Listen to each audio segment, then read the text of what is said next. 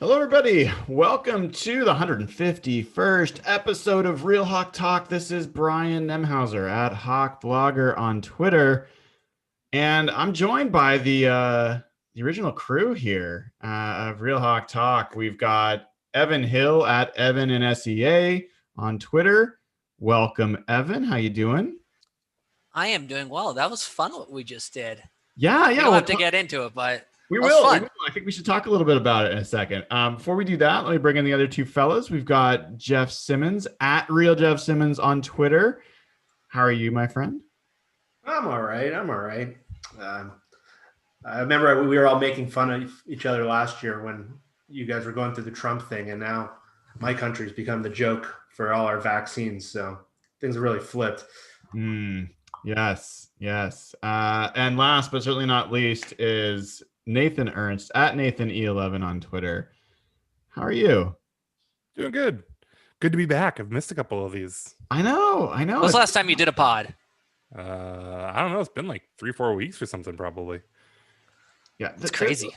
There's been a little bit of like mental health breaks going on with the crew. It's important. This is not about like some fly-by-night podcast that's going to be here for a couple of months. Like, we're in it for the long haul. So, you got to take your mental health breaks where you can get them so you can sustain. Like, this is about, constantly competing for the championship, right? Like, and I also just get really fucking sick of you, Brian.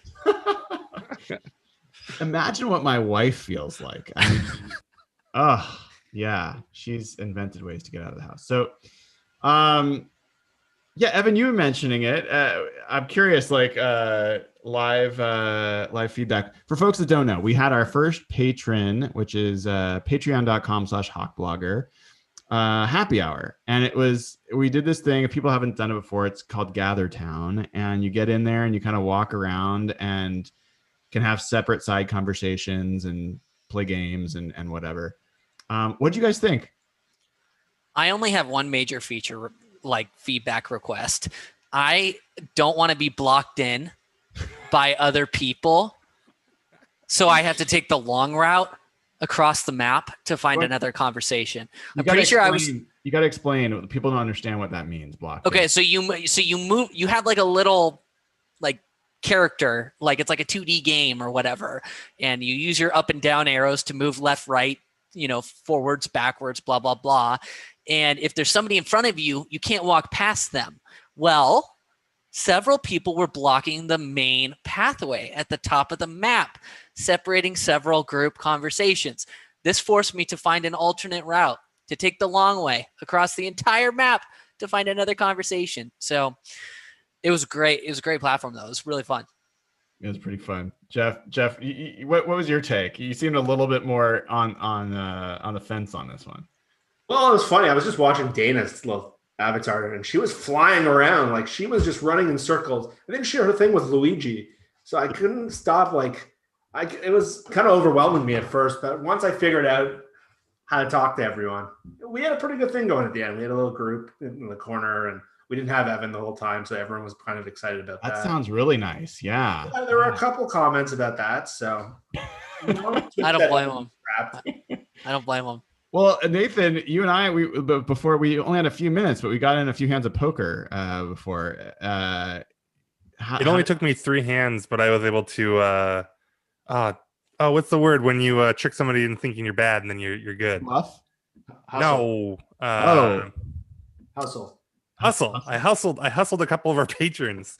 I lost 2 straight hands, but then on the last one before I had to jump over here, I went all in and I was like $24 up. So that was great. We steal all our patrons' money on this show. How to put the patrons in their place. Sorry, that's Jeff. Right. What'd you say? I said we steal all our patrons' money on this show. It's all for good cause. It's all for good cause. Anyway, it was fun. There's I don't know. There's maybe like 20 people in there. 20, 25 folks. I'm not sure. And there's room for more. So I think we'll give it another go. I think we got some good feedback, and it's cool. We met some folks from Brazil, from Toronto. I mean, only so many Canadians can we really handle. Vancouver. Vancouver. We had New York to Chicago. Salt Lake City.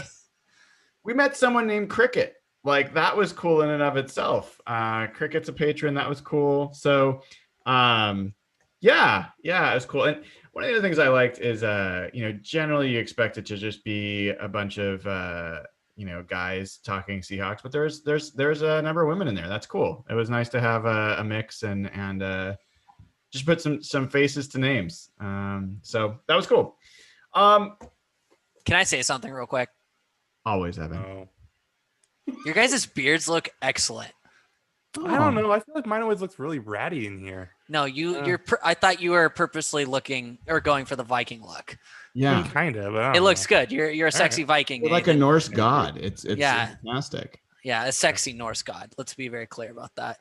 Brian, it is a different sort of thing to see you with a beard. Go on.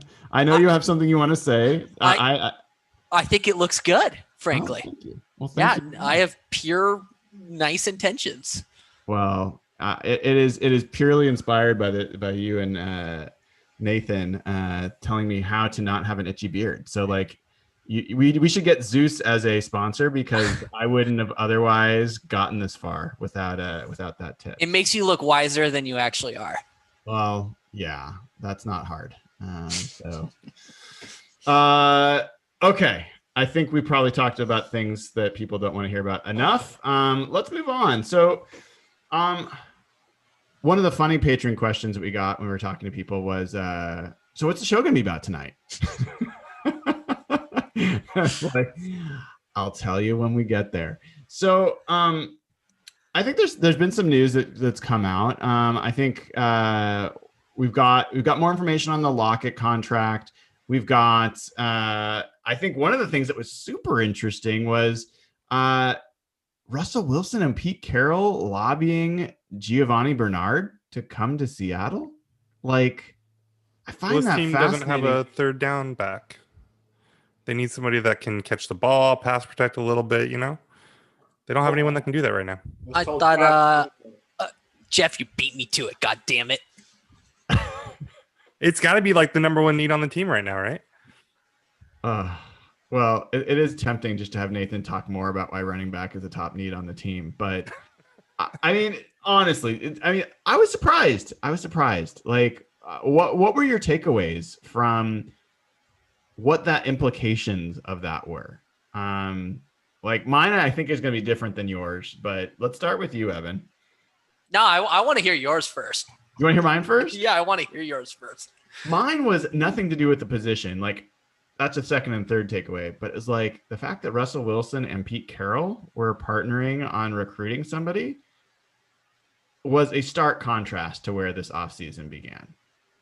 Like, that was the number one thing that stuck out to me. Like, that both these guys coordinated, worked together to try to bring a player in. To me, it shows that there's alignment on what the value of this person was and why they wanted him, and that they were going to go after him together. Like, that was good news from my perspective. Probably bigger news than anything else related to, an old running back. All right, I'll give you my very succinct perspective. On behalf of all Rashad Penny fans, I'm extremely offended that they felt there was even a need there.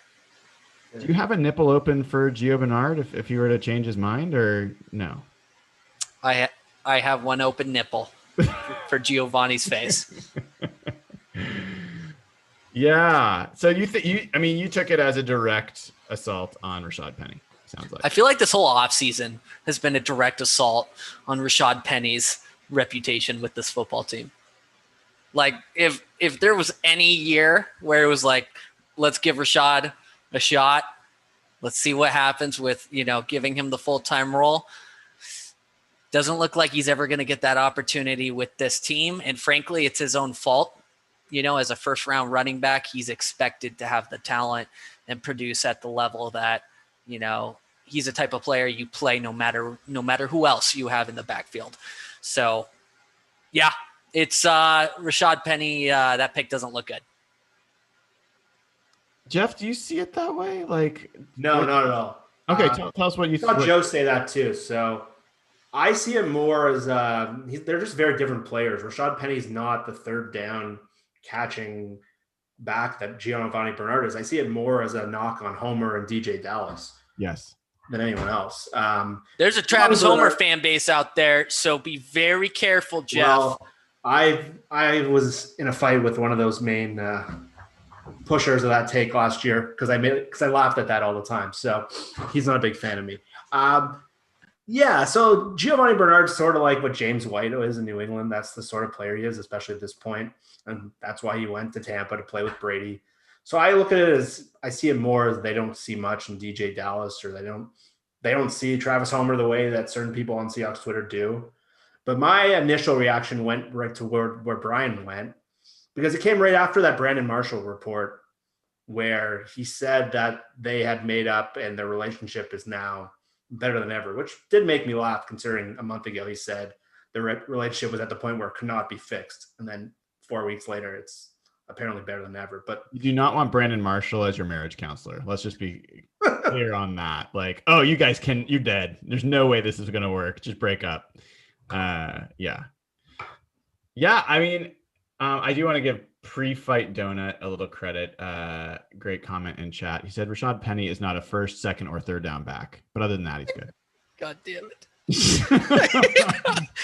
You find the real gems in the chat. I really appreciate that. That's a good line. Yeah, I mean, Nathan, just because I want to hear you talk about running backs a little bit more. If they had brought Giovanni Bernard in, like, how do you think that would have impacted the offense? Like, I guess talk about Giovanni Bernard for a second, if you can. Like, what's your assessment of him? Like, what do you think he's worth even being interested in? Because obviously a few teams were. Oh, I think you're on mute. Yep. It's pretty far in the rearview mirror at this point, but he had some, solid years, and he was an exciting kind of player, kind of a scat back, kind of a James White type, right? And that's not something that they've really had, right? Like even with Travis Homer, right? And whatever you think of his value as a pass blocker, he's not a dynamic pass catcher, right? And Bernard, when he is healthy, which who knows what he is when he's healthy anymore, right? But like 3 or 4 years ago when he was healthy, he was, an exciting player in that role. So, I mean, potentially, if he's, still a viable NFL player, like maybe that would have been interesting to see Russell with that kind of a player. I mean, they haven't really had that kind of guy. For all the talk about, he won't throw short, he won't dump off, this, that, and the other, he's never really had exciting weapons there. And maybe Bernard could have been a little bit of that. And maybe that kind of shows what they want out of this offense. This is not a player type that they've looked at, especially at the for a running back, right? I mean, the closest thing they ever had was JD McKissick, and that was a pretty brief experiment. So I think it's interesting. But I mean, he's also an old running back, so I don't know how much to really read into it. Yeah, that was the thing. Like, I loved Giovanni Bernard, earlier in his career. I thought he was a dynamic running back. I mean, I think everybody that watched him thought that. Definitely a guy you'd love to have on your team, a playmaker. It just seems like he's pretty old and injured, and like just surprising to me that there's like folks like clamoring for his services. I think someone compared it a little bit to Fred Jackson, like a guy that's been dynamic at some point, but is older, and then like you're hoping you maybe get some veteran bonus from him. I don't know. It seemed a little odd. The other thing that I think was pointed out, at least I saw on Twitter, and I'm just going to trust the numbers that someone gave because I haven't done the homework myself, but basically said that running backs had fewer targets in the Rams offense than they did in the Seahawks offense last year. So running backs as receivers has not been a large part of the Sean McVay offense, and what you'd think would be the Shane Waldron offense. So that again would be interesting. Either that indicates that Shane Waldron is running a different, maybe a different emphasis, or I don't know what. So those are kind of just stuck out to me as kind of an odd piece. I'm hoping that it was just because they particularly like Giovanni Bernard, and not because this means that they're going to go out and like now find some other running back. Like I don't want them to Go get a receiver. Like, fill a need. Don't spend more time on running back. Have you guys seen Giovanni Bernard lately? No. Or like, you want to share a picture? Oh yeah, here, let me do my thing. Are we about to witness some Eddie Lacy sort of? Yeah, actually, portrayals? Giovanni Bernard is now a fourth down back. All right, give me a second here. I mean, so one other interesting with Bernard is Lockett today talked about how he expects to be moved around a lot more, and so maybe they had something in mind with Bernard where he could play like just straight up slot receiver, and they could use him on end rounds and, you know, little short crossers and stuff like that. I mean, who knows how creative that they may have been thinking about getting with him. I mean, he's got a pretty diverse receiving skill set. I'm really just kind of buying time. Give me one more second here. Well, I will say DJ Dallas, like, he has receiver background. So, like, what? Yeah. Is that real? I'm really depressed that he didn't sign now. This is awesome. Oh my I don't know if God. he still That has does it even. change everything. Right? Man, this offseason's a failure. Yeah, they fucked it How up. did we miss this guy? That's amazing. Yeah. Oh my God. Well, I could not grow that kind of mustache. I do not. Yeah, he puts all the facial hair on this show to shame. Yeah, that's fantastic. I'm really impressed. I genuinely, yeah, like that. Yes. You mentioned the Tyler Lockett thing. Let's go there for a second. So he did a press conference today. I've not had a chance to hear it, although I did see some of Joe Fan's tweets about it. And you mentioned one of the things, which is Tyler Lockett said he expects to be moved around a lot more in this offense. What did you guys make of that, Jeff? Any thoughts that or other things that you heard about from that presser? No, that was my biggest takeaway for sure. I didn't see the presser itself. I just saw all the reporters tweeting about it.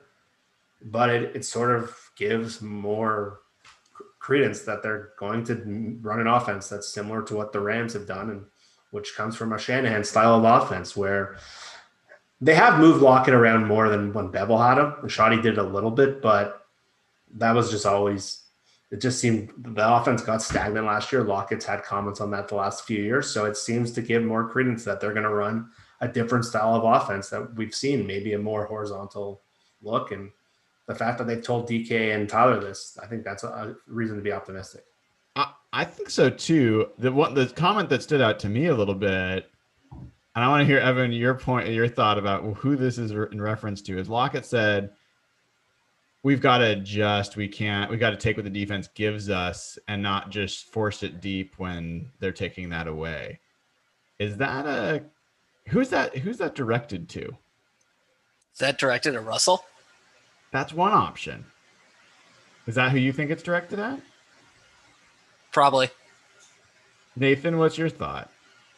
I don't know. I mean, everybody has a different take on this, and you'd be shocked to find out that most of them confirmed people's priors. I made a shame. The most common practice on Twitter is confirming one's own priors. So. And I'm 100% guilty here. I made a Shane Waldron joke on one of those, right? So, I mean, I don't know.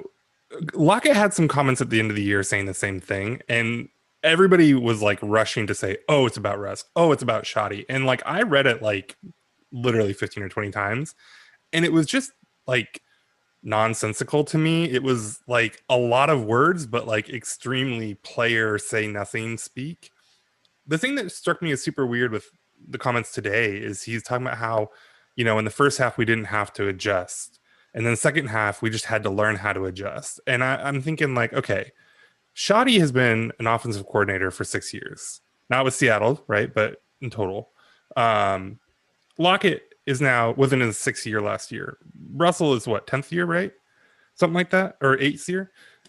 How is anyone, right, other than like DK, how is anyone on that team having to learn how to adjust? Like that just struck me as such an incredibly, like, I don't know. I mean, my instinct is to say it's just a nothing comment, but like if that's really true, like, man, how how are you guys not know how to adjust mid-season?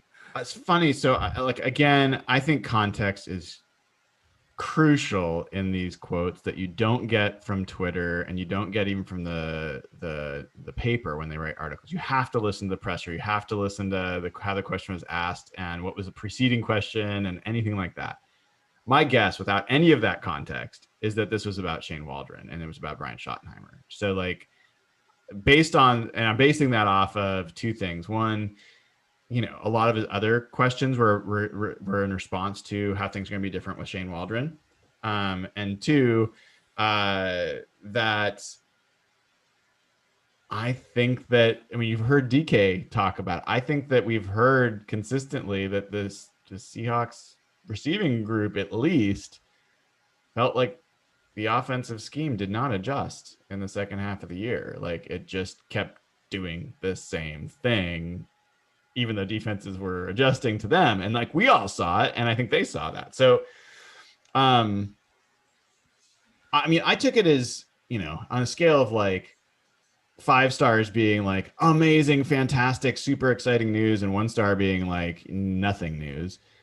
I took it as like a 2.5 star, set of news that we've already heard, or they've already got the indication that there's going to be more movement and less predictability to where they're going to line up.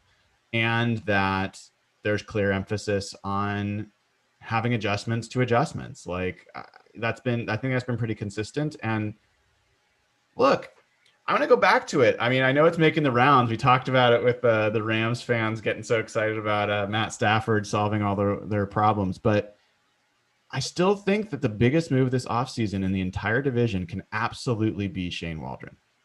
I don't think that's a stretch. That like, it's not saying it will be, but I think it has the potential to absolutely be the biggest move. And if you get 20% more out of Russell Wilson, if you get 30% more out of Russell Wilson, that changes the makeup of the whole division from my perspective. And I think that's potential. I think that could happen if you get a better coordinator. Jeff, you look like you're dying to get in there. What do you want to say? Well, it's just funny. My take from the Rams thing was, I think losing Brandon Staley is going to be the biggest offseason move.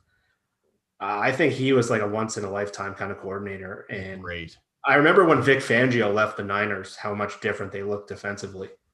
And I think the Rams will still be good defensively. They have Aaron Donald and Jalen Ramsey. But just reading about Staley, and the more I have heard about him and just the way he just had them going right away in the year with no offseason, I think pulling him out of the equation and putting Raheem Morris, who's by all accounts just like a run-of-the-mill fine defensive coordinator, I think that will change things. I think that's fair. And maybe it's the combination of those two, right? Like, we had a lot of conversations, guys, about Schottenheimer versus Staley was a mismatch and not in our favor last year. So, based on what you've seen so far, like, Nathan, what do you think is like a reasonable expectation about how much different things could be with Waldron, knowing like as much or as little as right now? Like, what's like the range of possibilities in your perspective? I think it could be a huge change. I think they're not like complete opposite types of offenses, but like what Seattle has ran traditionally, which has been an extremely vertical offense, and now going to something out of the McVay tree, which will still have some of those elements obviously, but like McVay focuses really heavily on stressing teams horizontally. And not in like a Mike Leach way necessarily either, right? There's depth, right, to that offense, but it's still a very horizontal thing, and I think that the emphasis is very different, right? And there's going to be differences in terms of like the running game. I don't think that they're quite as it's not like they never run wide zone or anything like that, but that'll become a much heavier part of the offense. So potentially we could be looking at something that mirrors what the Rams have been doing, and I think that's a big change from what we've seen for basically all of Pete Carroll's tenure here. Yeah.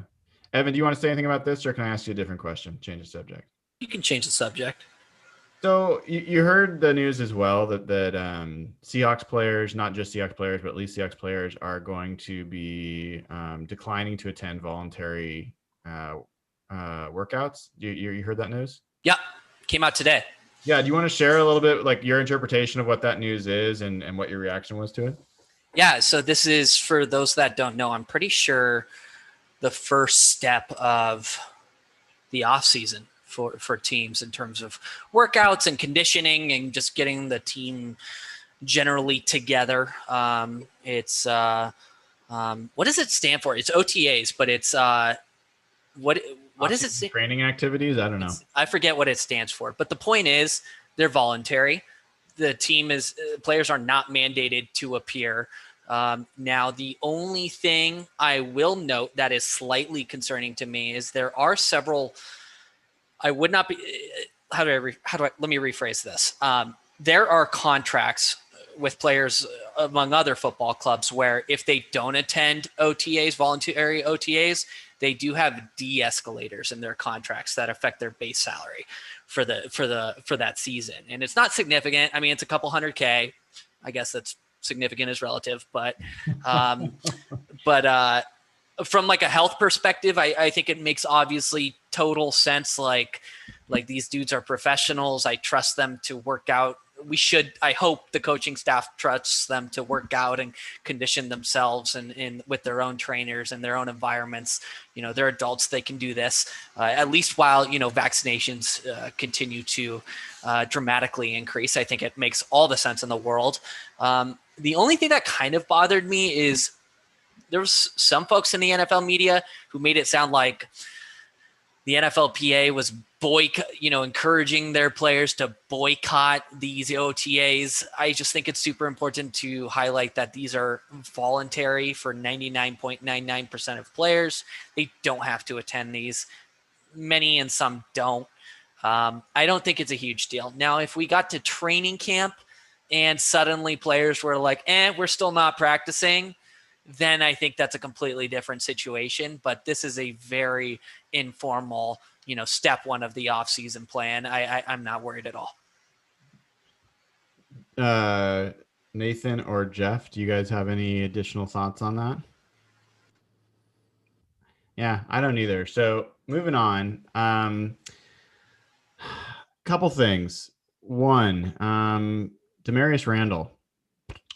Seahawks signed him since we last spoke, and those numbers just came out, by the way.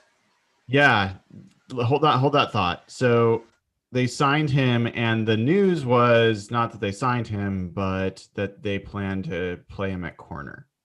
He had been on the team last year for part of the team at safety, and a number of people then interpreted that to mean that the Seahawks are done at cornerback.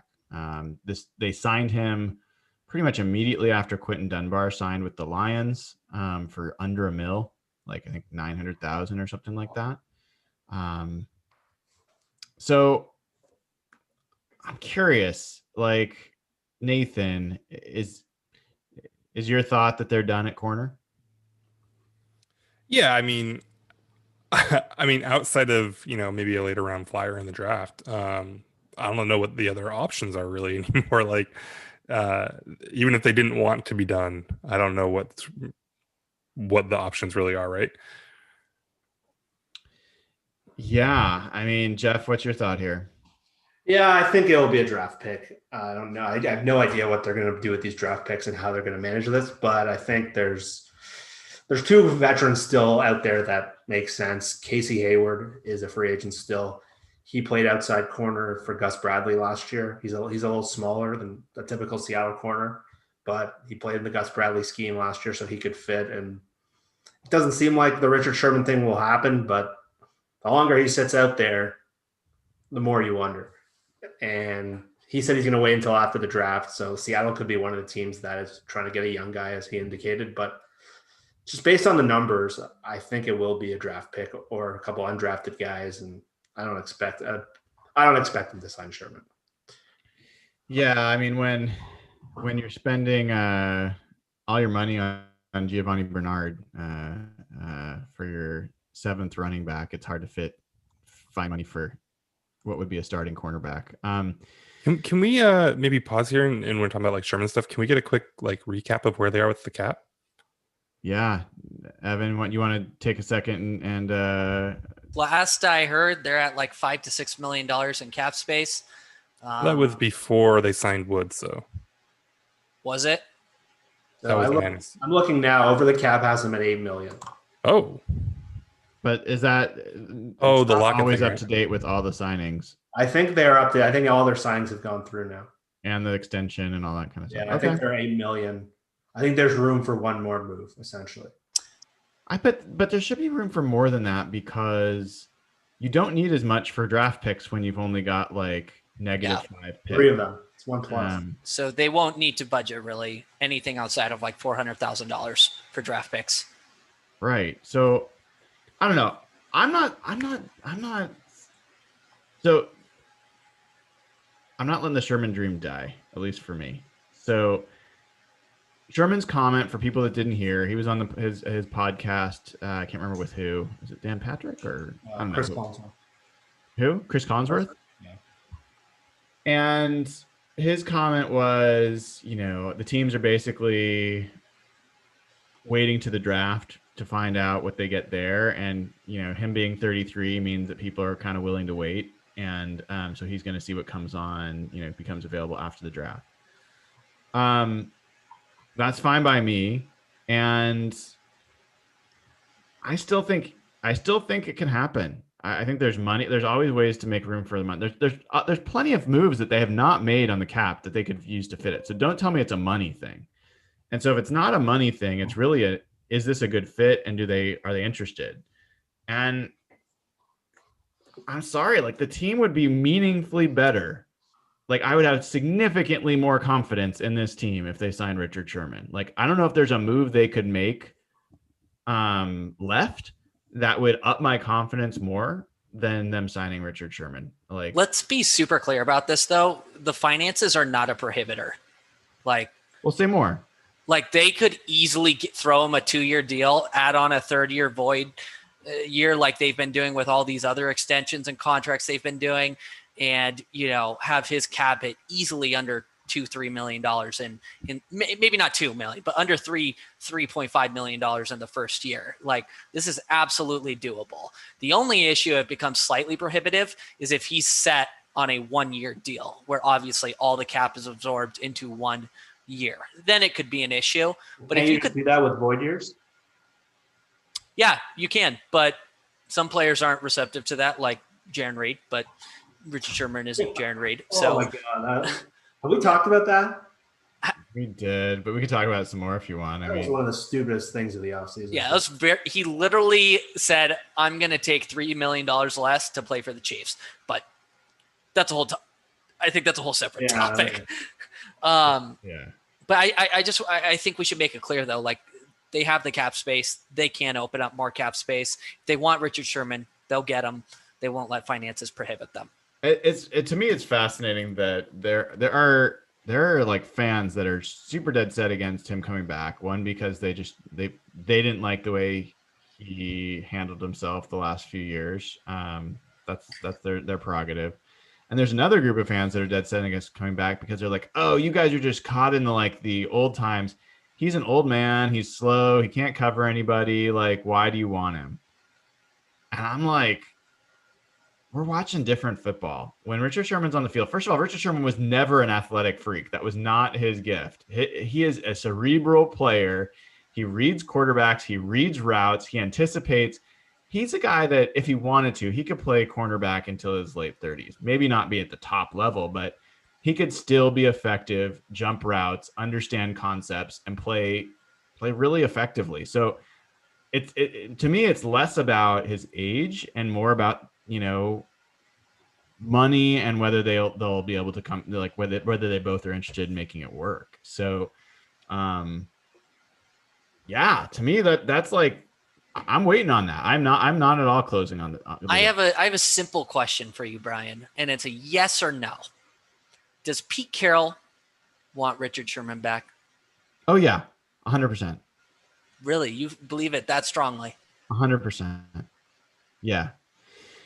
Yeah, no, it was not a Pete Carroll thing to get rid of Richard Sherman. That was a John Schneider thing, and it was almost completely cap and like injury related. I think think Schneider was making the decision based off what they were going to spend on Sherman and their prognostication of how he's going to come back that year from that injury, and decided that they just didn't want to be caught up in it. So Pete Carroll and Richard Sherman are thick as thieves. There's no love, like there's no love lost. Makes it sound like they have love lost, but no, like they're strong relationship there. That's not the issue. But there are a couple other things. Go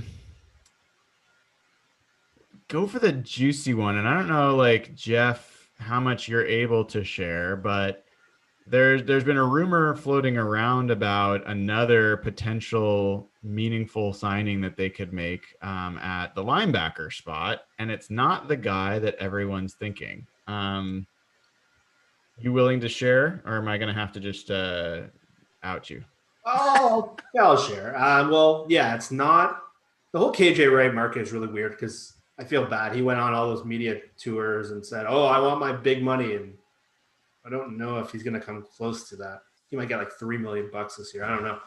But anyway, I'm not sure if it's at linebacker or maybe an interior defensive line spot, but there are rumblings around. And you saw some of the Seahawks film people talk about Aldon Smith. And I've heard that they potentially are exploring him. I don't know much more beyond that. His body type is a little different than Bruce Irvin. He's a little taller and a little thicker, but maybe they're looking at him at a linebacker at the Bruce Irvin role, linebacker rush the passer on third down, or maybe they're looking at him as a 3-tech, where they don't have a real pass rusher in that spot for a nickel. But Aldon Smith's the guy that they tried to trade for last year. I had heard that if Carlos Dunlap had left, he was the guy that they were going to probably target to fill his spot. And I'm guessing just while he's sitting out there and while some of these names are falling through the cracks, they probably want to see if they can find a role for him if the price is right. So they cannot sign another edge player, can they? Like, just to recap, like edge-wise, you've got Carlos Dunlap, Kerry Hyder, Rasheem Green, LJ Collier, Benson Mayowa, Daryl Taylor, Alton Robinson. Right? Like that's 7 guys for 2 spots, and really maybe at most 4 if you're getting a heavy rotation. Well, there's a couple of things there. They don't have the will linebacker yet, or so that's different. That's different. Let's come back to that. But like, they don't really have the 3-tech unless it's LJ Collier, who's their 3-technique nickel pass rusher. Yeah, and Green could be that too. Rasheem Green and Collier can do that. Yeah, or it's a 2-prong where maybe you trade one of those 2 guys and you bring in Aldon Smith, and that's how you get another draft pick. Well, that's interesting. I mean, I don't know that you're going to get anything for LJ Collier or Rasheem Green, but maybe there's a trade you make. I guess my point is, if they are, let's say for a second they are interested in Aldon Smith, it doesn't make sense to me that it would be at an edge. Like it has to be at the Sam, and at least unless you guys think about something else that I'm missing. But like, if you're Aldon Smith, you're signing up to do what? Carlos Dunlap's easily ahead of you. Kerry Hyder is definitely the 5-tech. So then you're already a rotational player. Well, you can line up all 3 of those on third down. I just don't. First, I don't see Aldon Smith as a 3-tech at all. He does not profile to me as a 3-tech at all. I think Hyder can move inside though, right? Hyder can. That's true. Yeah. What draft pick? Like what round draft pick would you take right now for LJ Collier? 7th. Yeah. Okay, sure, but like, would you take wait? Really? Oh, you would do it for 7th? Really? Yeah, probably. You would take a 7th round pick for LJ Collier right now? Probably. I said 5th. Yeah, I think it would be harder to go lower than a 5th. You're not going to get a 5th for LJ Collier. No way in hell. No one's going to offer a 5th for LJ Collier. How do we get Jim Nagy a GM job somewhere? Yes, that would change the equation. Marquise Blair for our first. Is Rasheem Green safe on this team? No. I don't know if any, like most of those guys are safe. I don't know. I don't think Benson Mayo is safe at all. Mm-mm. I mean, right now, I don't know if Green is in too much danger, but if they sign Smith, then I think all bets are off for, like you said, even a guy like Mayoa. Well, who's safe? Carlos Dunlap's safe. Kerry Hyder's safe. Like those guys aren't going anywhere. Jamal Adams is safe. No, come on. We're talking about edge guys. Yeah, he's an edge pass rush. That's true. Well, that's the other thing. Man, I'm half kidding. Not kidding. He would not literally play edge. He would not. Those guys would not leave the field. So, like, yes, jokes aside, but I think is there actually some like diminishing value? Like we're talking about, you're kind of talking about with like Smith that he's already kind of down the pecking order away. But like, if you're then talking about like, how much rotational path rush depth do you really need? If you are, I mean, really though, like if you are planning to blitz your safety on like 20% of snaps, like, do you really need to invest more cap space there? And no, it's not like he's going to be super spendy or anything, but. You guys are so on the wrong side of this. You guys are your smart asses. No, this is an honest question. You're on the wrong side of history on Jamal Adams. You're going to regret your takes. He is going to be part of why this defense is really good. And then he's going to walk because they haven't extended him yet. That's a separate topic, and they will extend him. So you guys can take your pessimism somewhere else. But just like the defense was really good in the first half of 2020, right? Well, Evan, it was one of the best defenses in the NFL for the second half. So I know I'm just being an asshole. Really, beat up on the Colt McCoys of the world. Yeah, well, actually, they were good. They were legitimately good, and you know it. But lost to a backup quarterback in the playoffs. But yeah, really good. Gave up like 30 points. Yeah, that sucked. That was not the defense that was the reason. But in any event, yeah, I guess the Aldon Smith thing is weird to me. If he actually does, if they think he can play Sam, that I'm excited about, because here's why. Jordan Brooks is your Will. He played Will last year. People might have forgotten, but KJ moved to Sam, and so if Jordan Brooks is your longer term answer there, Aldon Smith, if he can play Sam, I don't know if he can or not. That's also a pass rush position on the field. That's why they had Bruce Irvin play that role. So that I would be super excited to have Aldon Smith, Bobby Wagner, and Jordan Brooks as your linebackers, and then Kerry Hyder and Carlos Dunlap as your edge players in a base defense. Like, that sounds fun. Like, I would be in on that. So here's the question. Would you rather sign Aldon Smith or KJ Wright? Aldon, because it's new. Everyone's going to hate me for it. I mean, KJ has been great, and I love KJ. KJ's going to be pissed at me for saying it too, but KJ's great. He's a known quantity. I would not be upset if it was him, but Aldon Smith has upside to me that KJ doesn't. I mean, they're like fundamentally different players, though. They totally are. Like KJ, like Aldon Smith has zero upside as a coverage guy. Like, he is a massive liability there. So we don't know that. You don't know that. I feel comfortable saying that. Right. Yeah. And like, again, like if you are going to be blitzing Jamal Adams more than you would a typical safety, how often are you going to be able to now use Smith as a path rusher from the Sam spot?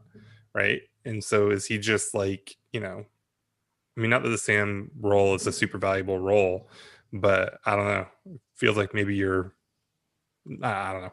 All right, Nathan, get off the wall there. You want KJ Wright or Aldon Smith? I think for this team, I want KJ. Okay. Safe pick. Yeah. Evan, KJ Wright or Aldon Smith? Who is it? Who do you want for your Sam linebacker? I think it's KJ. Played at an insanely high level last year, and we got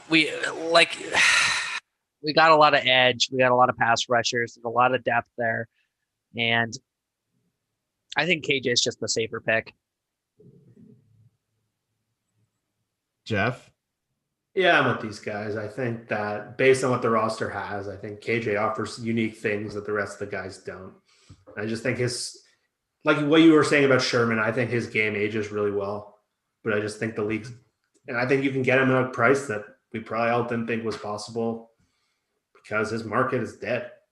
And Dallas was like the one team sniffing around. And if you can get him in for like $3-4 million, like I think it's sort of a no-brainer. Yeah, you guys all probably like buy. I was gonna say Microsoft stock, but one of you I know would buy Microsoft stock. Like, you just buy the like workhorse, know what you're gonna get kind of things. Come on. KJ is a guy that we were talking about as maybe the best player on the defense last year. Like, it's not like we're just taking like Cody Barton or something. Anyone they sign that makes Cody Barton a bench player, I am supportive of. So I will definitely not be upset if it's KJ Wright.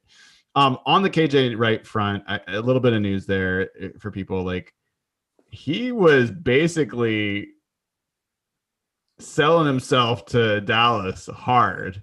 Like, that was a little bit uncomfortable to watch it happen, to be honest. He was like, it's a dream for me to play there. And they were like meeting with them, and Dan Quinn is the defensive coordinator now. And there's a lot of reasons to think that might've worked out. And then Dallas came out publicly, which is weird. And they're like, yeah, no, we're not going to be looking at KJ Wright. First of all, that's a weird thing to say. Like, is that common for like teams in your opinion? Like, no, we're not interested in this player. Like, that doesn't happen very often, right? No. I'm trying to think of an example where that's happened. Trying to think of an example of Pete Carroll saying, no, we don't want that player. I mean, you're with trades, right? Like, no, we're not pursuing a trade for that person, but I can't with just a free agent. It's weird. And KJ is older. What's that, Jeff?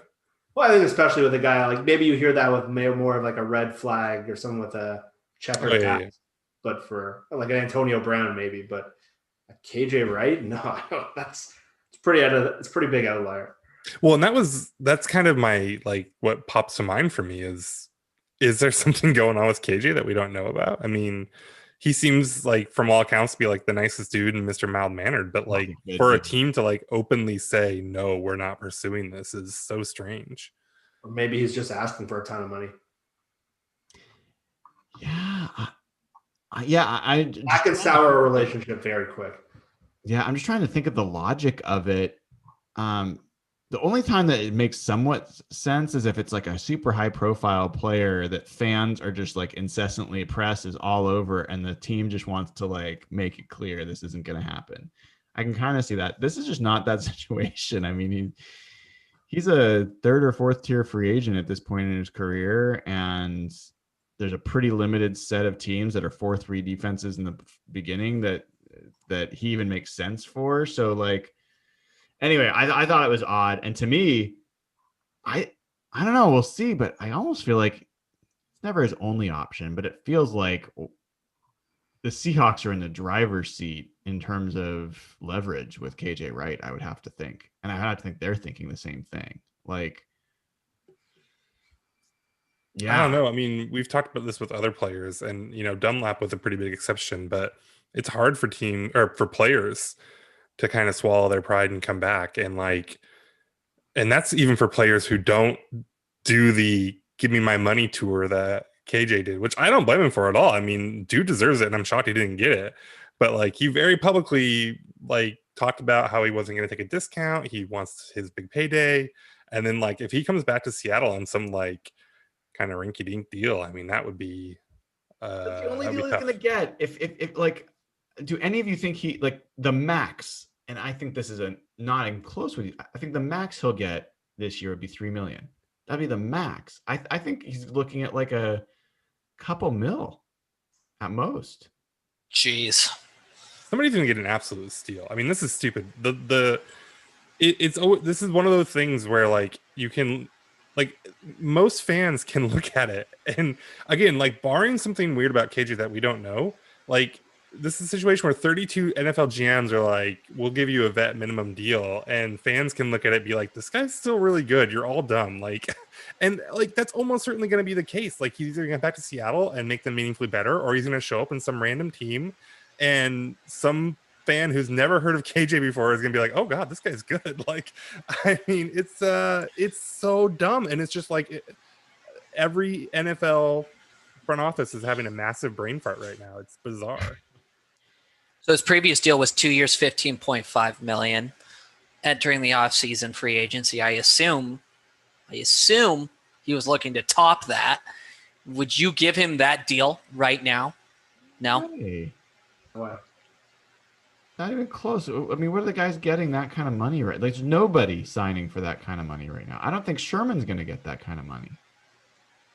Like, The That's league's crazy. The league's devalued the off-ball linebacker position. I think analytics has shown, although certain teams like to draft them in the first round. I'm not naming any names here, but I think and then you hear how what Sherman said. Just the NFL is sort of alluding to what Nathan said before. The NFL gets ideas in their head, and this one is a combination of the off-ball linebacker thing and age. And with older players, classic personnel guys always think we can replace him in the draft for a young guy who can run. Especially at that position, you need to be able to run. I'm sure they're looking at KJ. They look at his age, they look at his position, and they just don't value him. And he's limited to a 4-3 team. So I'm looking at teams that have money right now. Like, unless he wants to go play for the Jets, where they do run the same scheme that he's played in. But I don't know, if you're an older guy in your career, do you want to go play for a rebuilding team? How is he not a Patriot yet? How is Bill Belichick not all over this? that's actually a great call. I could see him playing for the Patriots for sure. He'd be a good fit there. Yeah. I don't know. I have one more question for you guys before we wrap up, if that's okay. So, Yeah.